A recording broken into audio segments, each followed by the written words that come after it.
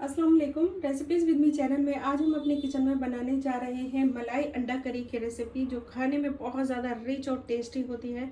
और इसको बनाने के लिए हमें ज़्यादा इंग्रेडिएंट की ज़रूरत नहीं होती, घर के अंदर बहुत आसानी से मिल जाते हैं। दूध की मलाई भी होती है, दही भी होता है, बाकी चीज़ें भी घर में मिल जाती हैं आसानी से। खाने में ये बहुत ज़्यादा टेस्टी और रिच लगती है। तो इसको बनाने के लिए मैंने यहाँ पे 7 अंडे ले लिए हैं और अंडों को मैंने हार्ड बॉईल कर लिया है। उसके बाद में छिलका हटा दिया। इसके बाद में मैंने यहाँ पर तकरीबन 4 टेबल स्पून के बराबर दही ले लिया है और दही को मैंने बीट किया है। इसके अलावा हमें ग्रेवी बनाने के लिए तकरीबन 6 से 7 हमने काजू लिए हैं और 6 से 7 ही हमने यहाँ पर बादाम ले लिए हैं। बादाम का छिलका हमने हटा दिया है। तकरीबन 2 लीटर दूध की मैंने मलाई निकाल ली है और इसको थोड़ा सा बीट कर लिया है ताकि ये एक जैसी स्मूथ सी हो जाए। और ग्रेवी बनाने के लिए ही हमें ज़रूरत होगी एक बड़े साइज़ की प्याज, जिसको मैंने रफली चॉप कर लिया है। 5 से 6 हरी मिर्चें ले ली हैं। 2 इंच अदरक ले ली है, जिसको मैंने बारीक बारीक चॉप कर लिया है। और तकरीबन 8 से 10 हमने यहाँ पे लहसुन की कलियाँ ले ली हैं। इसके अलावा हमने 3 छोटी इलायची ली हैं, 1 पीस जावित्री का है और 4 लौंग ले ली हैं और 1/4 टीस्पून के बराबर हमने जीरा ले लिया है। तो इसको बनाने के लिए सबसे पहले हम अंडों को थोड़ा सा फ्राई करेंगे। पैन को मैंने गर्म करने के लिए रखा है। इसके अंदर तकरीबन 100 ml के बराबर हम ऑयल ऐड करेंगे और इसको मीडियम हॉट हो जाने देंगे। बहुत ज़्यादा तेज़ गर्म नहीं करना है। और इसके अंदर हम अंडे ऐड कर लेंगे। अंडों को थोड़ा सा दूर रहकर हम इनको हल्का हल्का सा फ्राई करेंगे। बहुत ज़्यादा तेज़ कलर नहीं आना चाहिए, बस हल्का हल्का सा ये फ्राई हो जाए। तो इससे क्या होता है कि देखने में अंडे बहुत ज़्यादा अच्छे लगने लगते हैं, खाने में भी बहुत ज़्यादा ये टेस्टी लगते हैं। तो अंडों का हमारा थोड़ा थोड़ा सा गोल्डन सा कलर आ गया है, बस इतना ही हमें फ्राई करना है। इन सभी को हम बाहर निकाल लेंगे और ऑयल थोड़ा कम कर लेंगे हम इसके अंदर से।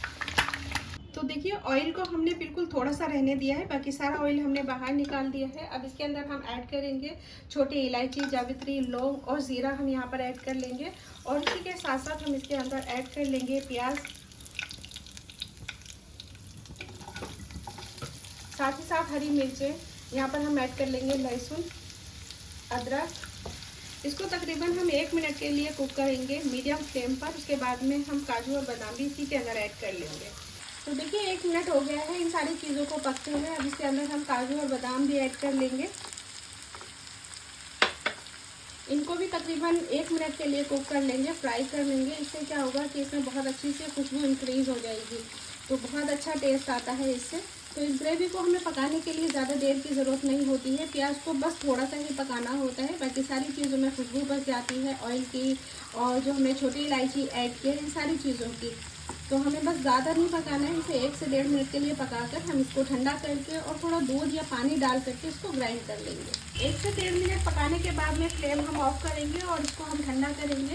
थोड़े दूध या पानी के साथ में इसको ग्राइंड कर लेंगे। तो कुक करने के लिए मैंने पैन को फिर से गर्म करने के लिए रखा है। इसके अंदर हम तकरीबन 2 से 3 टेबल स्पून के बराबर ऑयल ऐड करेंगे और इसी के साथ साथ हमने जो मसाले आपको बताए थे उसको हमने ग्राइंड कर लिया है, एक पेस्ट बना करके तैयार कर लिया है। ये हम इसके अंदर ऐड कर लेंगे और इसमें डालेंगे हम 2 लौंगे भी। इसी के साथ साथ हम 2 पीस यहाँ पर सिनेमा स्टिक ऐड कर लेंगे। ये तड़का लगाना था मुझे पहले ये, लेकिन मैं भूल गई, इसीलिए मैं इसके साथ साथ ही डालेंगे। 2 हम इसके अंदर तेज़पात के पत्ते भी ऐड कर लेंगे। अब इन सारे मसालों को तकरीबन 30 से 40 सेकंड के लिए हम इसे इस तरीके से भूनेंगे। इसमें पानी मैंने अभी नहीं ऐड किया है, पहले हम इसी तरह से भूनेंगे, फिर उसके बाद में हम इसमें और चीज़ें भी ऐड करेंगे। तो मसालों को हमने तकरीबन 1 से 1.5 मिनट के लिए भून करके तैयार कर लिया है। इसमें मैंने थोड़ा सा पानी भी ऐड कर दिया था। अब इसके अंदर हम ऐड करेंगे 1/2 टीस्पून के बराबर चाट मसाला पाउडर। 1/2 टीस्पून के बराबर ही हम इसके अंदर जीरा डालेंगे, भुना और कुटा हुआ है ये। 1 टीस्पून हम इसके अंदर ऐड कर लेंगे यहाँ पर सॉल्ट, इसे आप अपने टेस्ट के अकॉर्डिंग ऐड कर सकते हैं। 1/2 टीस्पून हम इसके अंदर काली मिर्चों का पाउडर ऐड कर लेंगे। ये दरदरा कुटा हुआ है और फ्रेश कुटा हुआ है, जिससे कि खुशबू बहुत इनहेंस हो जाती है, बहुत अच्छी आती है। अब इसे तकरीबन 1 से 1.5 मिनट के लिए और भूनेंगे इन मसालों को। तो 1 से 1.5 मिनट पकाने के बाद में ऑयल हमारा सेपरेट हो गया है, मसाला अच्छी तरीके से भूनकर तैयार हो गया, क्योंकि हमने इसी के अंदर जो मसाले ऐड किए थे खड़े, उनको ऐड कर लिया था, तो उससे बहुत अच्छी खुशबू आने लगी है। अब इसके अंदर हमने अंडे भी ऐड कर दिए हैं, इसे अच्छे से हम मिक्स करेंगे। तो अंडे को हम 1 से 1.5 मिनट के लिए कुक कर चुके हैं। बहुत अच्छी सी इसके अंदर भी मसाले जो होते हैं वो एंटर कर जाते हैं, क्योंकि अंडों को हमने बीच से हल्का हल्का सा स्लेट कर दिया है, ताकि मसाले की जो खुशबू है, टेस्ट है, पूरे अंडे के अंदर अच्छी तरीके से अब्जॉर्व हो जाए। अब इसके अंदर हम ऐड कर लेंगे दही। जो दही हमने लिया है 5 से 6 टेबल स्पून के बराबर, इसको मैंने बीट करके लिया है। अब अच्छी तरीके से इसे भी मिक्स कर लेंगे और इसे तब तक चलाएंगे जब तक इसके अंदर अच्छी तरीके से एक उबाल आता है। क्योंकि दही अगर आप छोड़ देंगे तो फिर क्या होगा कि इसके अंदर जो है फटने के चांसेस ज़्यादा रहते हैं। इस तरीके से हम इसे मिक्स कर लेंगे और इसी के साथ साथ हम इसके अंदर थोड़ा सा पानी भी ऐड कर देंगे। पानी इसलिए ऐड करेंगे क्योंकि हम इसे अब 3 से 4 मिनट के लिए कुक करेंगे। तो मैंने यहाँ पर जार को धो करके इसके अंदर पानी ले लिया है। साथ ही हम इसके अंदर 4 हरी मिर्चों को हल्का सा स्लेट करके ऐड कर लेंगे ताकि तीखापन हमारे सालन के अंदर अच्छा सा आ जाए। अब इसे अच्छी तरीके से हमने मिक्स कर लिया है और मिक्स करने के बाद में इसे तकरीबन 3 से 4 मिनट के लिए कुक कर लेंगे, बिल्कुल स्लो टू मीडियम फ्लेम पर। उसके बाद में और चीज़ें ऐड करेंगे।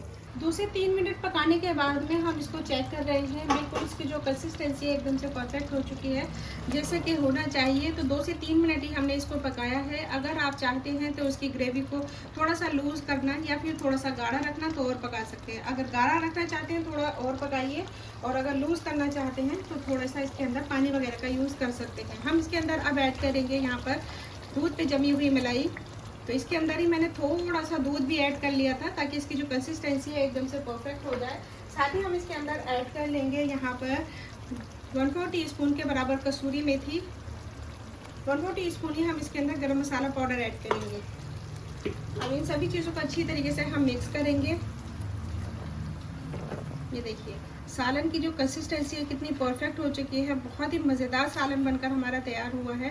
गैस का फ्लेम बिल्कुल स्लो कर देंगे और 2-3 मिनट के लिए और कुक कर लेंगे, क्योंकि जो चीज़ें हमने अभी अभी ऐड की हैं उनका फ्लेवर उतर जाना चाहिए। इसी में हम थोड़ा सा हरा धनिया भी ऐड कर लेंगे और इसे अब हम लिड कवर करेंगे, स्लो टू मीडियम फ्लेम कर लेंगे। अंडा करी को पकते हुए तकरीबन 1 से 2 मिनट और हो चुके हैं। बहुत ही शानदार खुशबू आ रही है इसके अंदर से, एकदम परफेक्टली कुक हो चुका है और इस सरफेस पर आ चुका है। ये देखिए, और सालन की जो कंसिस्टेंसी है वो इस तरीके की है, बस ऐसी ही हमें चाहिए, क्योंकि रखने के बाद में ये वाला जो सालन होता है थोड़ा सा थिक हो जाता है। तो आप इतना ही इसकी थिकनेस रखिए। गैस का फ्लेम हम ऑफ कर लेंगे और अब इसको कर लेंगे डिश आउट। मलाई एग करी बनकर तैयार है। बहुत ही ज़्यादा टेस्टी और रिच बनकर तैयार होती है ये रेसिपी। तो आप इसको अपने घर में ज़रूर ट्राई करें।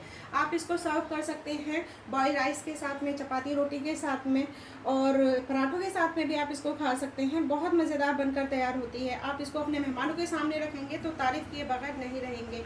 हमने इसके अंदर छोटे छोटे कट्स के निशान लगा दिए हैं, जिससे क्या होता है कि मसाला अंदर तक एंटर कर जाता है। तो बनाइए, खाइए, अपनी फैमिली के साथ में एंजॉय कीजिए और बताइए कि आपको ये रेसिपी कैसी लगी है।